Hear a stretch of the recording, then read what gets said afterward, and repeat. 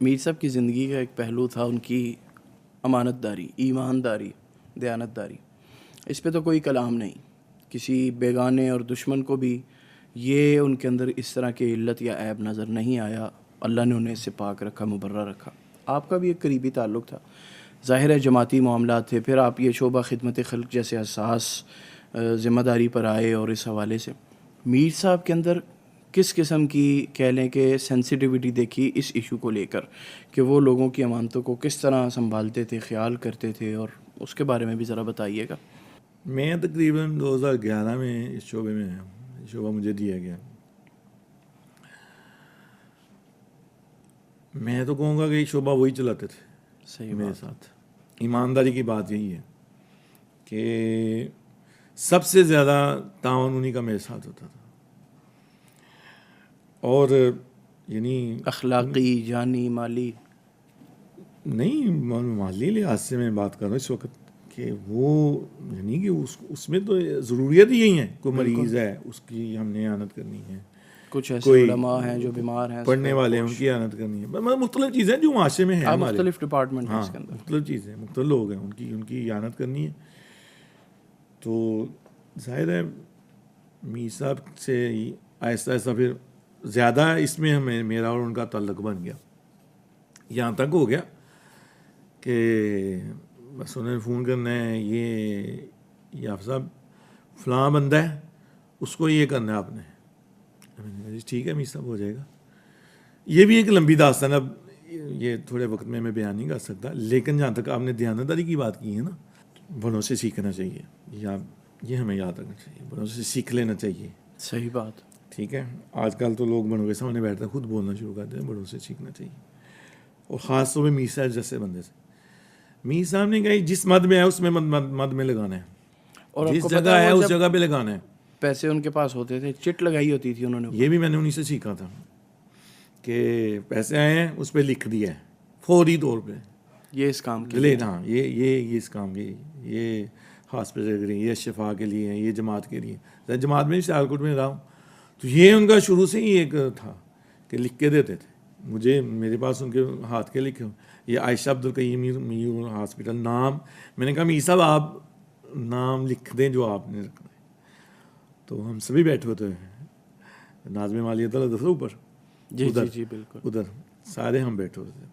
तो मैंने उनको पेपर दिया, उन्होंने लिखा आयशा अब्दुल कय्यूम मीर अस्पताल, मेरे पास पढ़ो, मैंने संभाला हुआ है। सही। मैं वो बात बताने लगा था, सॉरी मुझे बाद में रहा कि जब मीर साहब नाइजीरिया था तो मेरी बड़ी अम्मी फोत हो गई 1983। आपकी ताई जान? जी हाँ, वो फोत हो गई। तो मीर साहब ने ना हाथ लिखा था। अच्छा। हाँ, और उसमें इस तरह इज़हार किया था कि मुझे ऐसा लगा जैसे मेरी वालदा फोत हो गई। तो उससे मुझे अंदाज़ा होता था कि मीर साहब यार हमारे घर वालों से तो बहुत ज़्यादा मोहब्बत करते हैं। मैंने बड़ी देर वो हाथ संभाल के रखा, और आज भी मुझे अफसोस होता है कि वो हाथ मेरे पास होना चाहिए था, लेकिन शिफ्टिंग के दौरान कहीं इधर उधर हुआ। अच्छा, चलें अब वापस उसी बात पे आ जाएं कि ये ध्यान तो मानत वाला सिलसिला ना, देखें मीर साहब ने जो इल्म पढ़ा है ना, जो दीन पढ़ा है, जो अल्लाह के रसूल के था, आप लोगों ने देखा कि उनकी कुरान से मोहब्बत कैसी थी, कोई शक नहीं, उनकी सुन्नत से मोहब्बत कैसी थी। एक दफ़ा कोई एक मसला हुआ, तो इत्तेफाक ऐसा हो गया, मैं मस्जिद में गया, मीर साहब वज़ू कर रहे हैं। अच्छा।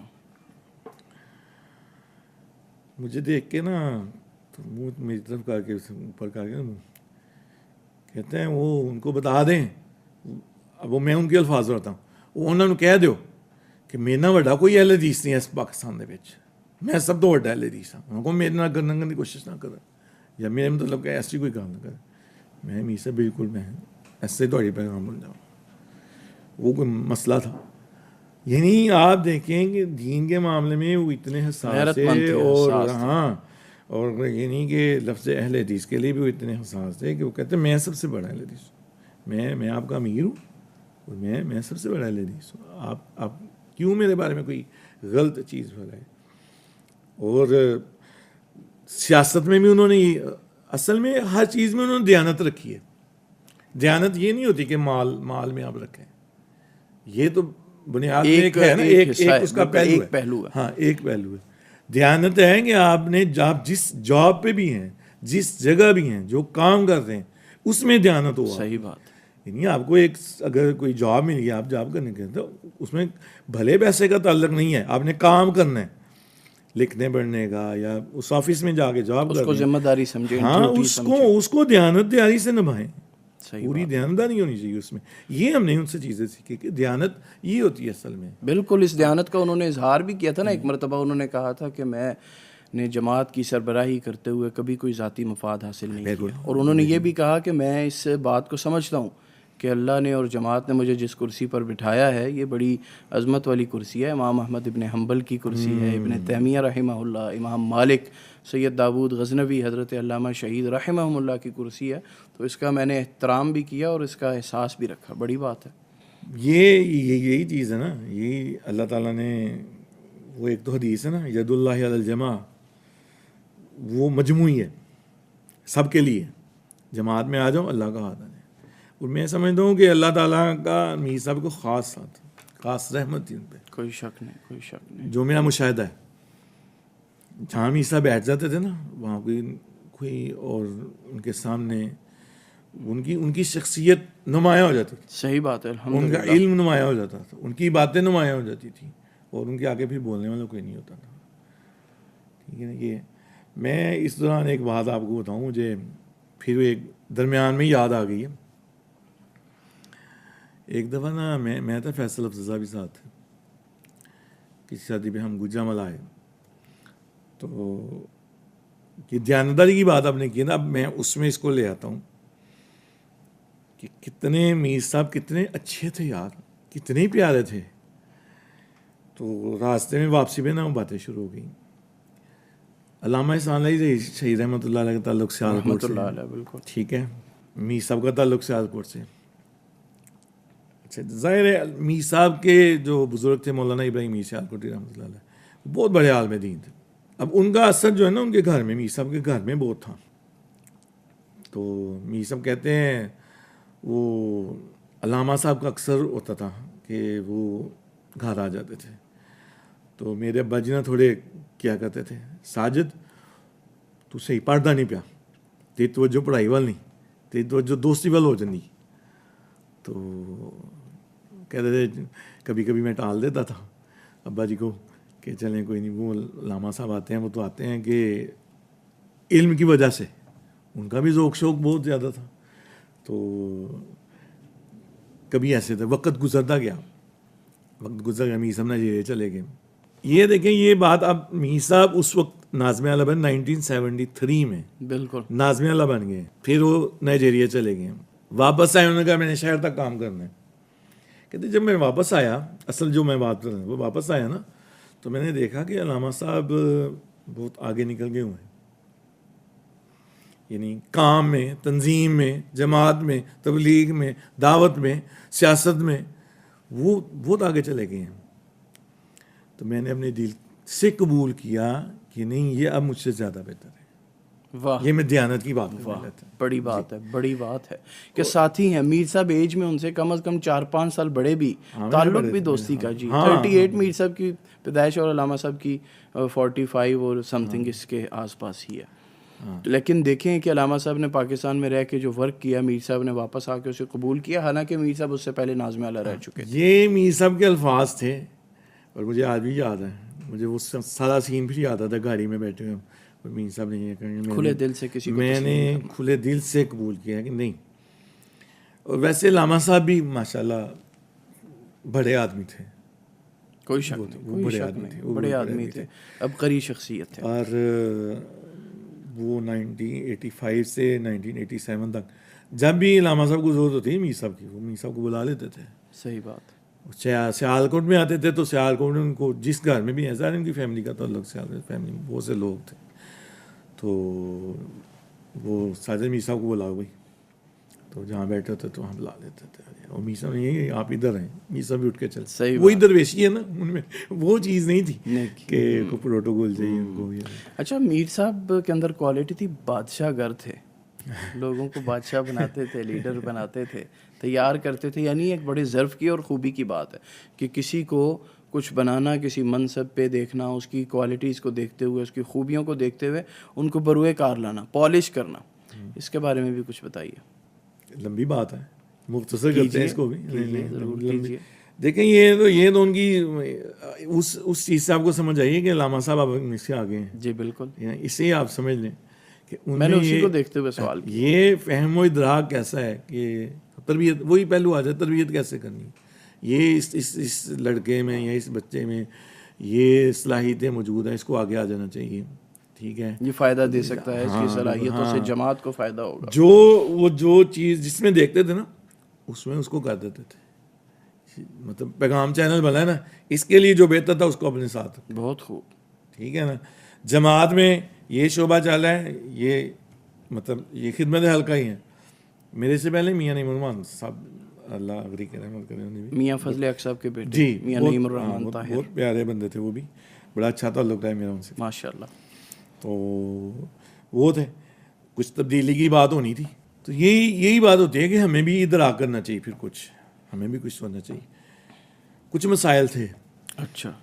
तो मुझे याद है, मैं मीर साहब के पास ऊपर दफ्तर में गया उनके पास अकेला।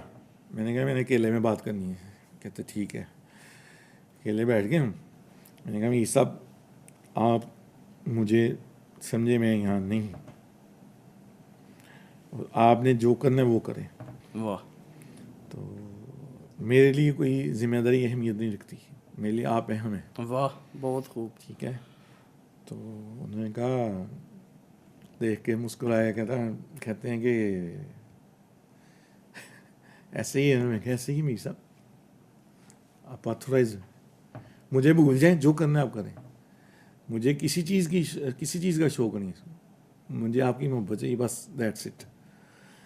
देखें बुज़ुर्गों से हम तवक्को रखते हैं कि वो हमें कुछ बनाएं, तो हमें उनका भी तो ख्याल रखना चाहिए कि अगर कोई बुज़ुर्ग कोई काम नहीं कर सकता ऐसा कि वो जमात के मफाद के ख़िलाफ़ हो या जमात को उससे नुकसान होता हो, तो वो कुछ लोग ऊपर आने की वजह से, कि जिम्मेदारियों की वजह से।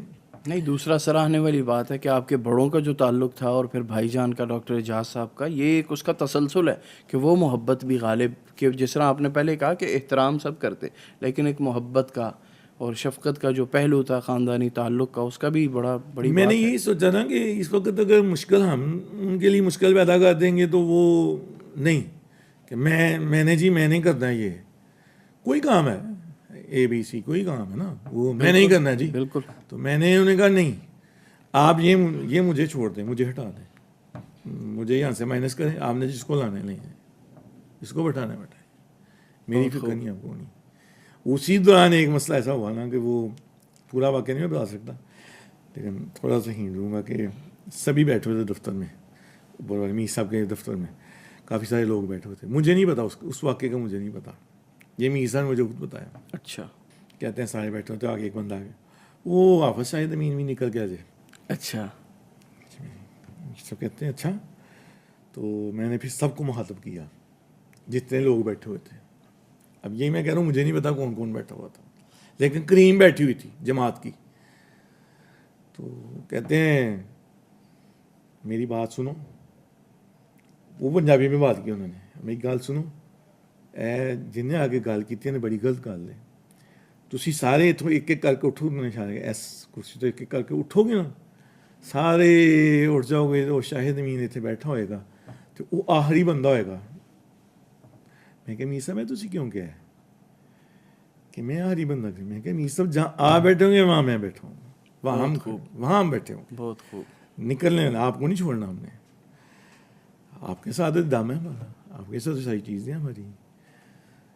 ये आखिरी बंदे से मुझे ना एक वाक़या याद आ गया। मीर साहब के तज़कार हैं, शेखुल हदीस हाफिज़ अब्बास अंजुम गोंदलवी रहमहुल्लाह का मीर साहब से बड़ा प्यार, बड़े प्यारे बंदे थे, बड़ी मोहब्बत थी। मुझे उन्होंने ख़ुद एक मरतबा कहा, उन्होंने कहा कि मैं एक बारी किसी ने कहा सी कि अल्लाह ना करे कि अगर सारे लोग जमात छड़ जान, मीर साहब ਨੂੰ छड़ जान, मीर साहब ਨੂੰ मतलब अलविदा कह देन, छड़ जान, तो एक बंदा जड़ा मीर साहब के नाल होएगा ना, और मिसाल के तौर पर आसमान में दरवाज़ा खुले के साजिद मीर नाल एक बंदा रह गया, वो अब्बास अंजुम गोंदलवी होएगा। ये उनके अल्फाज हैं, बड़ी सनत है। मेरे साथ बराह रास्त उन्होंने कहा। अब साहब, एक लीडर जब ज़ाहिर है मीटिंग्स होती हैं, जिस तरह भी आपने ये वाक़या सुनाया, तो इजलास के अंदर, मीटिंग के अंदर तनकीद भी होती, सख्त से सख्त बात भी होती, नेगेटिविटी भी होती, सब कुछ होता। अच्छा, वो बड़े तरीके से उसको सुनते, बर्दाश्त करते, क्या खूबी थी? बहुत बड़ी खूबी, कोई शक नहीं। वो बहुत बड़ा, जो पंजाबी में कहते जिगरा।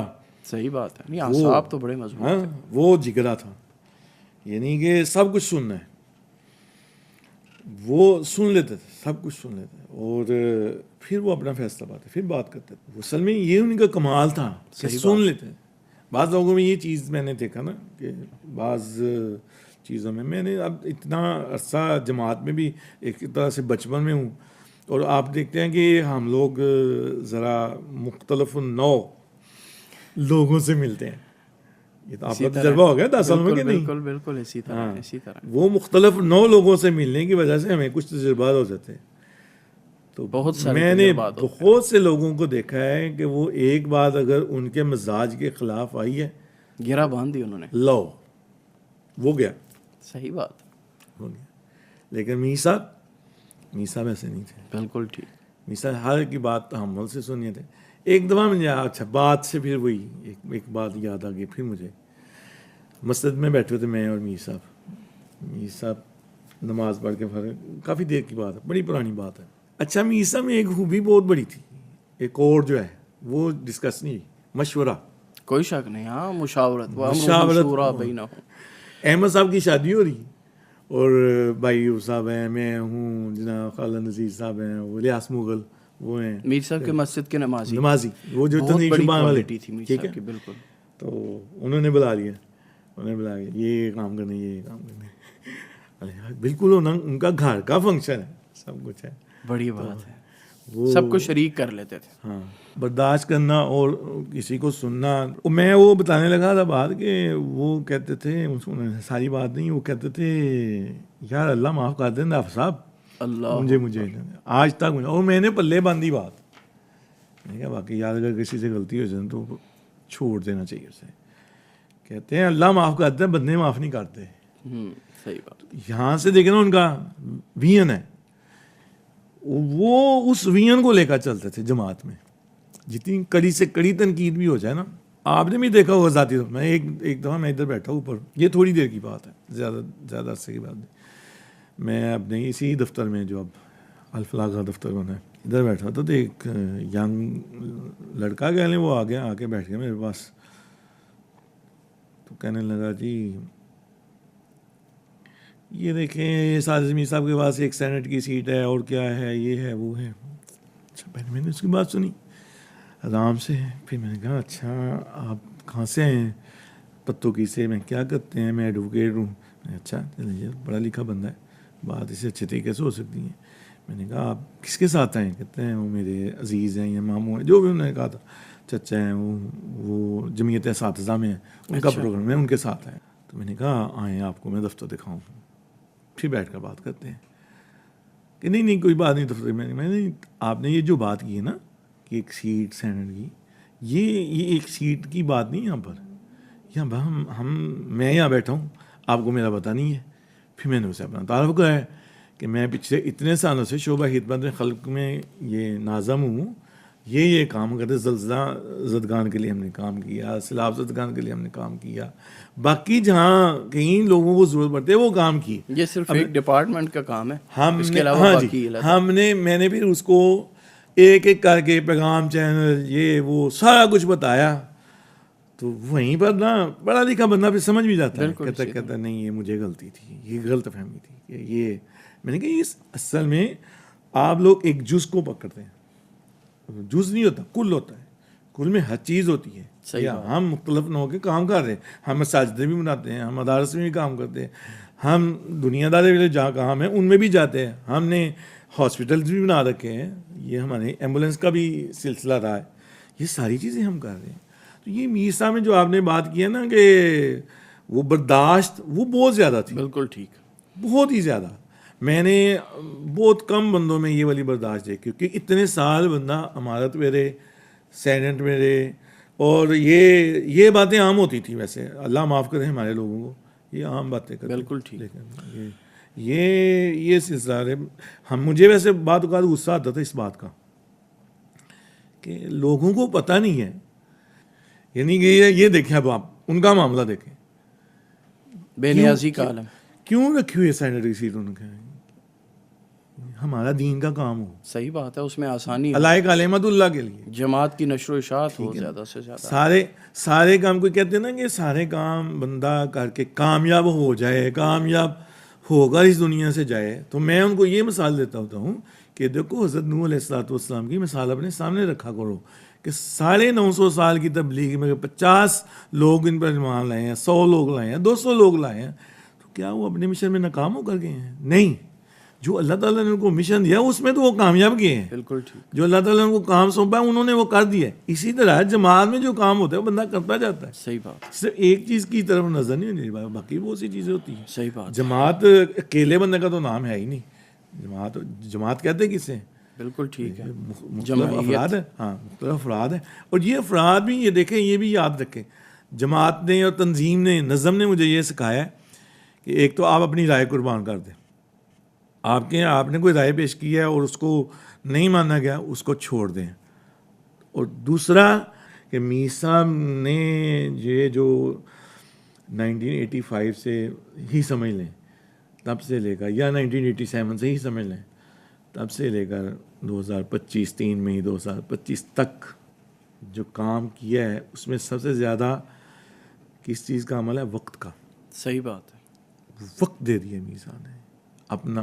सबसे कीमती चीज़ है, कीमती तरीन चीज़ है इस दौर में। चीज़ होती है। लोग कहते हैं माल ले लो, सब कुछ ले लो, वक्त नहीं है पास। हाँ, वक्त नहीं। और वो घर नहीं देखा, वो यानी जुमा बढ़ा के बाद का निकल आए हैं और जुमे से वो अगले जुमे फिर जुमेरात को रात को घर पहुँचे। ये सारी चीज़ें उनमें, मतलब ये आम बंदा नहीं कर सकता। अच्छा, मैं इसको थोड़ा क्लोज करना चाहूँगा। डॉक्टर एजाज़ अमीन साहब आपके बड़े भाई हैं। मीर साहब आखिरी अय्याम में बीमार रहे, बल्कि कुछ माह, 3-4 माह। हमने देखा कि डॉक्टर साहब मीर साहब के साथ यानी मोहब्बत का ये आलम था। अपनी मसरूफियात तरक करके, अपना हॉस्पिटल, अपना कॉलेज, सब कुछ छोड़ के, अपनी रूटीन छोड़ के, वो रोज़ाना सुबह शाम मीर साहब के पास आया करते थे उनके ट्रीटमेंट के लिए। उसके बारे में थोड़ा सा बताइए। मीर साहब के साथ इस हवाले से, यानी जब से उनको हाफ़िज़ अब्दुल्ला शेखपुरी साहब के जनाजे में रास्ते में वज़ू के लिए गए तो गिर गए थे, घुटने का मसला आ गया था। तो उसके बाद वो जब उनका दिल चाहता था, जैसे आपने बताया कि मीर साहब हॉस्पिटल जाते हैं, हॉस्पिटल आपने भी देखा है, मतलब घर वाले भी उनके, जिसको भी ज़रूरत होती जाता था। और डॉक्टर साहब का ताल्लुक वही, मतलब कि बड़ा, मैं तो बस ये समझता हूँ कि मुझसे ज़्यादा डॉक्टर साहब को ज़्यादा मोहब्बत थी। कोई शक नहीं, बड़े भाई थे आपके भी। और मीर साहब से टाइम भी ज़्यादा उनका गुजरा। अभी जिस दिन मीर साहब इस्लामाबाद से वापस आए ना ऑपरेशन के बाद, जी बिल्कुल, उस दिन मैं भी गया, मैं भी जाके बैठा हूँ। मेरा दिल करे कि मैं मीर साहब के पाँव दबाऊँ, लेकिन मुझ में ना ये मुझ में झिझक रही है। मैं मीर साहब के सामने ना तकरीर करता था, ना बोलता था, इधर उधर हो जाता था। उस दिन मैंने कहा बड़ा दिल कहता है मेरे पाँव दबाऊँ मीर साहब के। बंदा लेट के भी थक जाता है। तो डॉक्टर सुहेल साहब भी आ गए, मीर साहब के दामाद। हाँ जी। अच्छा, वो भी आके बैठ के बातें, मीर साहब, डॉक्टर साहब ने मीर साहब के पाँव दबाने शुरू कर दी। तो मुझसे फिर राह ना गया। तो मैंने कहा मीर साहब, मैं तो थोड़े पैर फड़ना चाहता था, पर मैं तो वो चाकी जाना, तुझे डॉक्टर साहब ने कुछ नहीं किया। तो आगे से कहने लगी नहीं मैंने मजा आ रहा है, ठीक है। यानी उनकी शफकत थी, उमूमन वो किसी को हाथ नहीं लगाने देते थे अपनी बॉडी को, मोहब्बत का अंदाज था।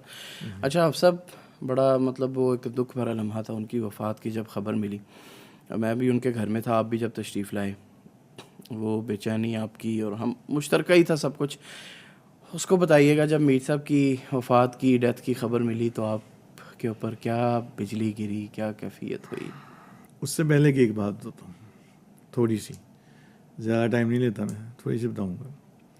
मैं दिसंबर में उम्रे के लिए गया हूँ। अच्छा। 26 दिसंबर 2024, यानी इस साल शुरू में, जनवरी में मैं वापस आया। तो मुझे अब्दुल अलीम का फ़ोन आया कि मीर साहब आ गए हैं मदीना में। मैं मदीना में। उस टूर में मैं भी साथ था, लेकिन जब वो मदीना गए मैं मक्का। हाँ, फैसल साहब भी थे वो जी। हाँ, आप लोग मक्का में मिले हैं और मेरी मदीना में मुलाकात हुई है। अच्छा, वो मुझे उन्होंने कहा कि उन्होंने अभी हमें पता नहीं किस होटल में ठहरे हैं। खैर थोड़ी मेरा फ़ोन आ गया कि जी वो दारुल ईमान में ठहरे, मेरे होटल का समझे होटल था। अच्छा। तो मीर साहब ने कहा आप सबको साथ लेकर आए मुझे। मैंने कहा ठीक है। मगरिब के वक्त हम चले गए, उनके वज़ू कर रहे थे, वज़ू के बाद बड़े खुश हुए देख के, कहते आ गए आप साहब, तुसी भी आ गए। मैं जी मैं आया था। कल्ले ही हो गए, ये उनका अक्सर सवाल होता था, कल्ले ही हो। मैंने कहा नहीं मीर साहब घर वाले हाँ साथ हैं। बड़े खुश होते थे। तो मैंने कहा हाँ घर वाले साथ ही हैं। बैठ के बातें शुरू हुई, मगर की नमाज पढ़ी, मगर आ गए, फिर बैठे। वो ज़्यादा हादसा की मुझे इतनी समझ नहीं आई कि क्या बात हो रही है ज़्यादा हादसा की। अच्छा दूरी पर खैर वाज़ेह होगा कि जी वो जाना है रियाजुल जन्ना में, बिल्कुल इस्लाम पढ़ने के लिए जाना है, ठीक है। तो वहाँ किसी ने पूछा कि मीर साहब 6 बंदों की इजाज़त है। अच्छा। हाँ, वो बंदे के ना वो 2 ही हैं, 2 ही। तो मीर साहब फिर आप बताएं कि किसको साथ लेके जाना है। मीर साहब ऐसे नज़र बढ़ी तो पता नहीं, वैसे आज भी मुझे याद है और वो लम्हा मुझे नहीं भूलता। मेरा नाम ही लिया बस उन्होंने, हाफिज़ शाहिद अमीन, फिर चुप कर गए और है चले गए हम लोग। ये मैं समझता हूँ कि ये कीमती तरीन चीज़ है। सही बात है। बहुत सी चीज़ें होती हैं। मैं सफ़र तो नहीं मैंने उनके साथ किया, लेकिन मेरी बहुत दफ़ा उधर मुलाकातें हुई हैं। जब ये पैगाम चैनल का पहला इफ्तिताह हुआ है 2011 में। हाँ, उस वक्त मैं उधर था और उस वक्त मीर साहब स्पेशल मुझे लेके गए साथ उस मीटिंग में। जब सारी जमीयात के उधर जमा थे, बहरीन वाले भी थे। तो ये मीर साहब के साथ फिर हम गए, रोज़ा रसूल पे गए, फिर रियाजुल जन्ना में गए। तो बंदे में वो कैफियत आ रही हो सकती है, पता नहीं उस वक्त। और वैसे भी मेरे वालिद वालदा दोनों नहीं हैं, तो पता नहीं उस वक्त उनकी याद भी ज़्यादा आई। तो मैं जब वापस आके हम बैठे, उन्होंने कहा कि आप, उनको जो प्रोटोकॉल था ना, उन्होंने कहा कि आप बैठे इधर तो पानी ला रहे हैं, पानी पी के निकले, जमजम लाए। तो मैंने ना ऐसे ही उस वक्त मेरी झिझक भी दूर हो गई। मैंने मीर साहब का हाथ पकड़ा और मैंने हाथ चूमा, बहुत लिया। हाँ मैंने रोने लगा। मैंने कहा मीर साहब अम्मी और अब्बा जी बहुत ज़्यादा है। तो थपकी देने लगे। है निकल है, हम वही बात वही है ना, बाहर आए, मस्जिद नबी में बैठे, हाफिज़ अब्दुल साहब भी साथ थे। तो उन्होंने कहा मीर साहब लगता है आप हाफिज़ मीर साहब से बहुत प्यार करते हैं। तो कहते हैं नहीं ये बहुत प्यार करते हैं। मैंने कहा नहीं मीर साहब भी प्यार करते हैं हमसे। बहरहाल जाहिर है मीर साहब की वफ़ात का सुन के यकदम, क्योंकि मैं एक दिन ही पहले इजाज़ भाई से पूछा कैसे, कहते बेहतर है, अल्लाह की रज़ा है, अल्लाह ताला ने वक़्त मुकर्रर कर रखे। जब आप आए ना घर में, आपने मीर साहब की डेथ पे डॉक्टर एजाज़ अमीन साहब के साथ गले मिल के आपने कहा जैसे दोबारा यतीम हो गए। हाँ ये बिल्कुल ऐसी बात है। मैं आपको बताऊं, बस ख़त्म करते हैं, कि जब मेरे वालिद साहब फोत हुए थे ना, हम 6 भाई हैं, हम बड़े हौसले सब्र, मीर साहब उस दिन सियालकोटी थे कोई। जब मेरे ताया जी फोत हुए ना, तब हमारा सारा कुछ ही टूट गया। उस दिन भी हमें ऐसा लगा कि हम आज यतीम हुए। लेकिन उसके बाद मीर साहब ने ऐसी शफकत की हमारे साथ कि घर में कोई भी मसला होना ना, मीर साहब से डिस्कस कर लेना, मीर साहब से पूछ लेना, फ़ोन पे पूछ लेना। मुझे आंखों का मसला हुआ तो मैं बड़ा परेशान हूँ, बड़ा जहन में ना क्या करूँगा। यकदम अल्लाह ने मेरे जहन में डाला, मैं लाहौर ही था इमरान साहब के घर। मैंने कहा मीर साहब को फ़ोन करो। मैंने फ़ोन उठाया मीर साहब, मैंने कहा मीर साहब ये मसला मेरे आंखों का। तो कहते फिक्र ना करें, अल्लाह बेहतर करे। 2 दिन में घर आ गया, 2 दिन बाद घर आए। ये भी उनका देखे बड़ापन था। सही बात है। घर आके बड़ी तसल्ली तशफ़ी दी, बड़ी दुआएं की। और मैं समझता हूँ कि उनकी दुआएं हमारे लिए बहुत असास हैं, सब कुछ हैं, कीमती चीज़ें हैं। अब कोई कहे कि मीर साहब हमारे जिस वालदैन नहीं ना जहन से निकलते। मेरे साथ और भी बहुत से लोग होंगे ऐसे कि वो नहीं जहन से निकलेंगे सही मेरे मरने तक। मुझे ये पता है कि आपने कल कहा था कि जी वो जाने हमने सुबह, मेरे जहन में एक फ़िल्म चलनी शुरू हो गई, क्या बात करनी है क्या नहीं करना है, जैन साहब ने क्या पूछना है क्या नहीं पूछना। ठीक है, मैं सोचा फिर मैं अपने आप को सोने की तरफ ले गया, मैं सो जाऊँ सुबह जाना है। तो ये बहरहाल हमें अल्लाह ताला से दुआ करनी चाहिए कि अल्लाह ताला उन्होंने जो दीन की खिदमत की है वो उसको कबूल व मंजूर फरमाए। आमीन। और जो हमें तैयार किया है, हम उनके उन्होंने जो किया है, हमने जो वाच किया है, हम उनकी जो खूबियाँ बयान करते हैं, हमें भी अल्लाह ताला उन खूबियों की तरफ ही ले जाए, हमें भी वो दयानत, वो अमानत, वो सही फ़हम जो दीन का है वो आ जाए, और अल्लाह ताला हमें भी उसको उसी तरह आगे चलाने की तौफीक अता फरमाए।